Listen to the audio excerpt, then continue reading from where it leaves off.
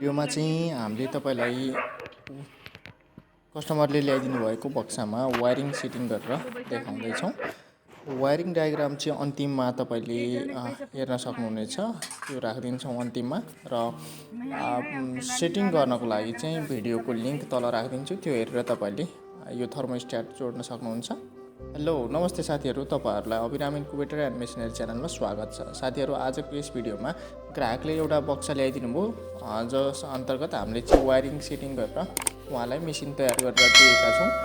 अब यसमा चाहिँ दुईटा कन्ट्रोलर सिस्टम हामीले जोडेका छौं। एउटा चाहिँ साक्षीको लागि रहेको छ भने अर्को चाहिँ भनेको तपाईलाई मेन कन्ट्रोलर सिस्टम हो। हेभी कन्ट्रोलर सिस्टम STC 1000 हामीले जोडेका छौं। यसमा चाहिँ के छ भन्दाखेरि अब बडी चाहिँ हाम्रोमा हेरेर उहाँ जानुभयो र नाप लिइसकेपछि उहाँले आफैले आफ्नो हिसाबले बनाउनु भयो र इन्सुलेसनको लागि उहाँले थर्मोकोल हाल्नु भएको छ, कलर लगाएर चिटिक्क बनाउनु भएको छ। मैले चाहिँ वायरिङ गरेको यो सामान तपाईले देख्न सक्नुहुन्छ। STC 1000 कन्ट्रोलर हेभी कन्ट्रोलर हो सामान्य मेसिनको लागि। यसमा चाहिँ यो चाहिँ म्यानुअल मेसिन हो। खासमा उहाँले दुई तलाको बनाउनु भएको छ।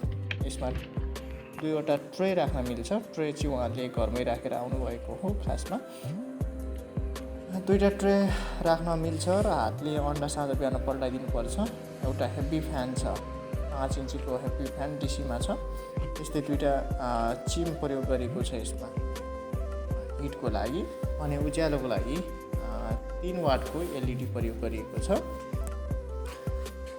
यसलाई वायरिङ गर्नलाई मलाई झन्डै कति समय लाग्यो भन्दाखेरि 1.5 घण्टा जति लागेको छ र यसमा खर्च कति गर्नुभयो होला वा सामानहरु कहाँ पाइन्छ होला जस्तो तपाईलाई जिज्ञासा लाग्छ भने हाम्रो नम्बर स्क्रिनमा तपाईले देख्दै हुनुहुन्छ, त्यसमा सिधै सम्पर्क गर्न सक्नुहुनेछ। र खर्च चाहिँ उहाँले 4000 रुपैयाँ खर्च गर्नुभयो यसमा कन्ट्रोलरहरु हामीसँग लिएर। त्यस्तै यसमा के छ भन्दाखेरि उहाँले चाहिँ वायरिङ गरेको मेहनतको चाहिँ त्यो व्यवस्था गर्नुभएको कारणले टोटल खर्च अलिकति बढ्न जान्छ।